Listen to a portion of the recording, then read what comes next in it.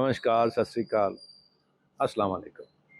मैं रविंदर सिंह और आप देख रहे हैं हमारा चैनल प्रॉपर्टी अपडेट्स। और आज जो वीडियो आप देखने जा रहे हैं, देखकर आप कहेंगे वाह क्या बात है।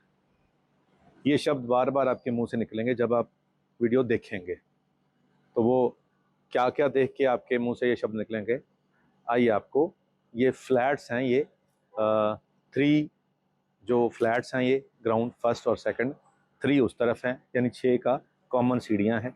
और ये प्योरली 101% पीजी लोकेशन है। जब चंडीगढ़ यूनिवर्सिटी से खर्ड की तरफ आते हैं तो टोल आता है, टोल क्रॉस करते ही राइट हैंड साइड पे ये पूरा एरिया पीजी वाला एरिया है। और यहाँ पे ये जो लोकेशन जहाँ पे हम खड़े हैं, इसके आसपास फुल जो है ऑक्यूपेंसी है। इसके अंदर जैसे आप देख रहे हैं एसी, सारे कमरे एसी हैं, बहुत बड़े बड़े कमरे हैं। आइए आपको अंदर चल के दिखाते हैं। तो ये 2 बेडरूम का घर या फ्लैट या जो आप कहें वो है। अब ये 135 गज जगह है। 135 गज में नॉर्मली 3 BHK बहुत खुला शानदार बन जाता है। 22 फीट फ्रंट है, 55 फीट इसका डीप है। अब ये देखें, गेट के बाहर निकलते ही कितना बड़ा यहाँ पे सोफा लगा हुआ है। और यहाँ बहुत सारे और भी जो स्टूडेंट रहते हैं ऊपर, ये फिलहाल ये सेल्फ ऑक्यूपेशन में है, इसलिए यहाँ पे सोफा लगा है। लेकिन जो ऊपर वाले फ्लोर हैं उसमें यहाँ पे बेड लगे हुए हैं। तो यहाँ आप स्पेस देखें, ऊपर डाउन सीलिंग देखें, ये सब कुछ यहाँ पे बहुत स्पेशियस है। अब नीचे इस तरफ ड्राइंग रूम में डाइनिंग का टेबल भी यहाँ पे लगा हुआ है। और डाइनिंग के साथ में अलमीराज देखो कितनी पड़ी हुई हैं, स्टोरेज कितनी है। और फिर इस तरफ ये हमारा वॉश बेसिन आ गया, इसके ऊपर यहाँ पे लाइट लगी हुई है। और ये किचन आ गई जिसमें ऑटोमेटिक यहाँ पे फ्रिज लगी हुई हैं। और ये किचन सारी की सारी इस तरीके से है जो यूज़ हो रही है।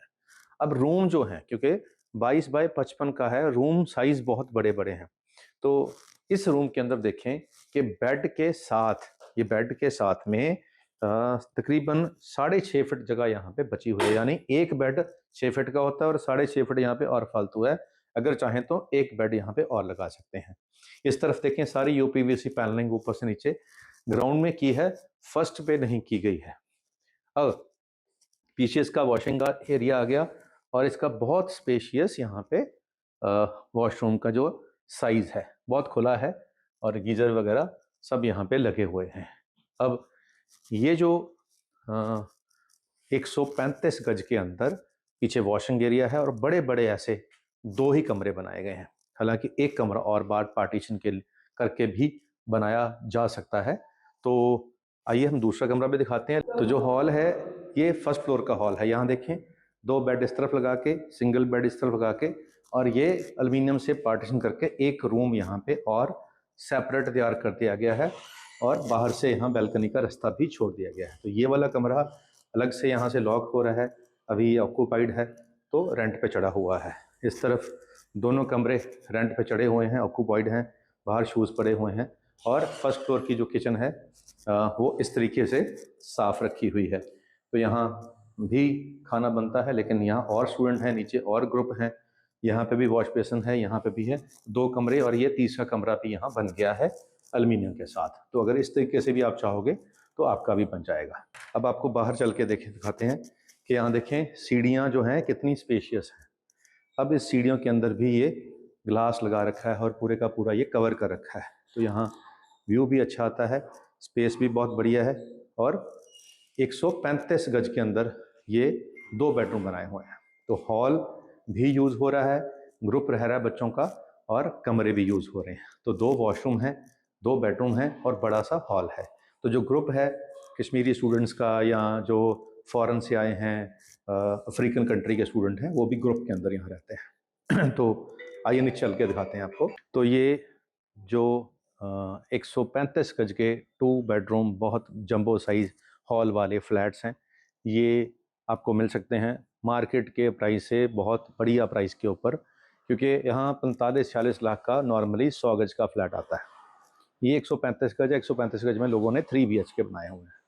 थोड़ी अगर आपको पार्टीशन करनी पड़े, थोड़ी सी अगर आपने वॉल्स, अगर आप दूसरी भी 4 इंच की दीवार भी खींचे तो भी इसकी पार्टीशन हो सकती है, क्योंकि ऊपर का कोई छत का लोड नहीं आएगा, वो भी हो सकती है। एल्युमिनियम की पार्टीशन भी आपने देखी, वैसे भी हो सकती है। तो ये 3 रूम बन जाएंगे। अब 3 BHK जो है कोई भी 50 लाख से कम नहीं है। 135 गज जितने भी 3 BHK हैं सब 55 56 की रेंज के अंदर है जहाँ पे स्टूडेंट रहते हैं। अब इस लोकेशन के ऊपर जो कि परफेक्टली स्टूडेंट के लिए रेंटल जो इनकम है स्टूडेंट के थ्रू मिलती है वो यहाँ परफेक्ट आ रही है और किराए पे चढ़े हुए हैं। अब यहाँ पे इसकी जो प्राइस बहुत जेन्युइन कॉस्ट जो कोट हो रही है, जो इन्होंने मांगी है, क्यों? क्योंकि फ़ॉरेन में हर जगह सब जगह हमारी अब बच्चे जा चुके हैं और पेरेंट्स का भी होता है कि चलो बच्चों के पास रहें, यहाँ वाली प्रॉपर्टी को बाइंड अप कर दें। तो उसी वजह से ये कम दाम पे देने को तैयार हैं। अब ये 40, 41, 42 इनकी जो प्राइस रखी गई है 135 गज की, तो जो कि बहुत कम है। 40, 41, 42 6 फ्लैट हैं, रेंट पे चढ़े हुए हैं। अगर हम 10-10 हज़ार भी रूम का किराया लगाएं तो इसका 40 का कम से कम यहाँ पे 30,000 का रेंट आपको एक फ्लैट से मिल जाएगा 40 लाख लगा के, जो कि आज की प्रपोजल के हिसाब से काफ़ी अच्छा है। यानी आजकल तो 40 का 20 भी आ जाए तो उसको अच्छा रेंट माना जाता है, लेकिन यहाँ पे 30,000 आपको आराम से मिल जाएगा। ऑलरेडी यहाँ पे चढ़े भी हुए हैं और जो 30,000 में बच्चे लेंगे वो इस पूरे के अंदर 10 से 12 बच्चे आराम से स्टे कर लेंगे, तो उनको भी पर हेड कम कॉस्ट आएगा। फिर बिल्कुल मेन रोड के टोल के बिल्कुल पास है, एरिया बसा हुआ है, सारी सुविधाएं हैं, मोटर से लेकर पावर बैकअप तक, सब कमरों में एसी से लेकर बाहर पार्किंग की बहुत इन हाउस पार्किंग है, बाहर नहीं है, गेटेड अंदर पार्किंग है, तो गली के अंदर आपका व्हीकल भी लगेगा। वैसे यहाँ व्हीकल वाले बच्चे आते भी नहीं हैं, जो टोल पे उतरते हैं वहाँ से पैदल ही यहाँ अंदर आ जाते हैं, तो यहाँ पैदल वाले बच्चे ज़्यादा हैं। तो ये आप कह सकते हैं कि बहुत अच्छी डील है, बहुत बढ़िया डील है रेंटल वालों के लिए और रेडी टू मूव है। कोई पैसा आपको और नहीं लगाना है, जो सब कुछ लगा यहाँ पे है रेंटल के हिसाब से सब लगा रखा है। अच्छे लोग हैं, अच्छे यहीं के ही लोकल लोग हैं जिन्होंने ये बनाया था, तो इसीलिए इसमें कंजूसी नहीं की गई है काम में। जो यहाँ पे सामान लगाया है किसी के अंदर कोई कंजूसी नहीं की है, बढ़िया काम किया है। और ऐसी डील बहुत कम मिलती है, ये जल्दी ही बिक जाएगी। बहुत से दर्शक देख रहे हैं, कई सालों से देख रहे हैं और ऐसा ही कुछ वो ढूंढ भी रहे होते हैं। और जब तक ये वीडियो अपलोड होगी हो सकता है उससे पहले भी 1-2 फ्लैट्स की जो है टोकन मनी आ जाए।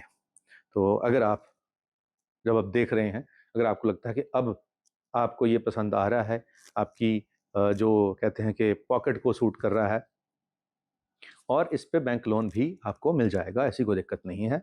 लेकिन बहुत से लोग कहते हैं जी हमने तो इन्वेस्टमेंट करना है रेंटल पर्पज़ के लिए, तो ये बड़ी अच्छी इन्वेस्टमेंट हो सकती है रेंटल के लिए। अगर आप और डिटेल लेना चाहें तो नंबर स्क्रीन पे चल रहा है, आप कॉल करके आएंगे तो आपको ये भी दिखाएंगे और भी बहुत कुछ है, सब कुछ आपको दिखा देंगे। उसके लिए सिर्फ आपको एक कॉल करनी है और यहाँ आना है। और एक शेर जो कि पेंडिंग है वो लास्ट में सुनाते हैं, तो चलिए आपकी नज़र एक शेर करते हैं। तो शेर ये है कि बुराई ख़त्म कर देने की हिम्मत क्यों नहीं करते, बुराई ख़त्म कर देने की हिम्मत क्यों नहीं करते, हमेशा जुल्म सहते हो बगावत क्यों नहीं करते, बुराई ख़त्म कर देने की हिम्मत क्यों नहीं करते, हमेशा जुल्म सहते हो बगावत क्यों नहीं करते, सुना है हिंदू मुस्लिम सिख ईसाई भाई भाई हैं, सुना है हिंदू मुस्लिम सिख ईसाई भाई भाई हैं, तो फिर तुम एक दूसरे से मोहब्बत क्यों नहीं करते, तो फिर तुम एक दूसरे से मोहब्बत क्यों नहीं करते। तो शायर ये कह रहा है कि जब हमें सभी ने ही सिखाया है, हमारे ग्रंथों में भी लिखा है और हमारे बुज़ुर्गों ने भी कहा है कि हम सब भाई भाई हैं, तो फिर मोहब्बत क्यों नहीं करते, फिर नफ़रत क्यों आ जाती है कि ये हिंदू है, ये मुस्लिम है, ये सिख है, ये ईसाई है। तो ये किसी धर्म गुरु ने नहीं सिखाया, किसी धर्म ग्रंथ ने नहीं सिखाया, तो फिर हम क्यों करते हैं? नहीं करनी चाहिए।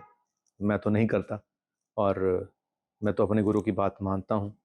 और एक लड़की इंटरव्यू देने आई, वो परसों चौथे की बात है, वो कह रही है जी मेरे को बिहारियों से बहुत नफ़रत है, इन्होंने ये कर दिया, वो कर दिया, हमारा पंजाब ये कर दिया। अब वो पंजाब की लड़की थी, मैंने कहा गुरबाणी को पढ़ती हो? कहती नहीं। मानती हो? कहती हाँ जी, गुरबाणी को मानती हूँ। तो मैंने कहा गुरु गोबिंद सिंह जी महाराज कहाँ पैदा हुए थे, पता है? कहती नहीं पता। मैंने कहा बिहार में पैदा हुए थे। तो जिस धरती के ऊपर हमारे गुरु पैदा हुए हैं, वहाँ धरती पर रहने वाले लोग बुरे कैसे हो गए? और फिर मानस की जात एक पहचान वो, ये भी गुरबाणी में लिखा है। गुरबाणी में ये लिखा है कि सब सबे सांझी वाल सदायन, कोई ना दसे बाहरा जियो। कोई बाहर का है ही नहीं है, सब सांझी है, सब एक ही हैं। एक पिता एक कस के हम बारक, हम एक ही पिता की संतान है। तो फिर ये नफरत आई कहाँ? तो वो क्यों कि वो भटकी हुई थी, वो कुछ ऐसे लोगों के संग में थी जो रेडिकल्स थे, जो कट्टर थे। तो जो कट्टर लोग होते हैं वो हमेशा सिर्फ दीवारों के बीच देखते हैं।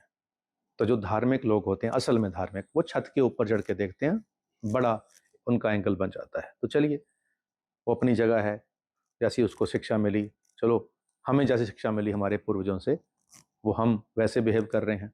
तो चलिए, बात कहीं और जा रही है। फिर इस जो फ्लैट है, इस जगह पे आपको सभी धर्मों के बच्चे मिल जाएंगे।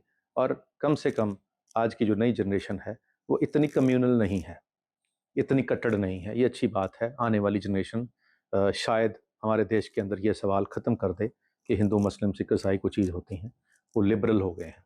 तो चलिए, अच्छी बात है वो लिबरल हों और सब मिल के रहें। उम्मीद करते हैं कि ये वीडियो आपके काम की होगी। आज के लिए इतना ही।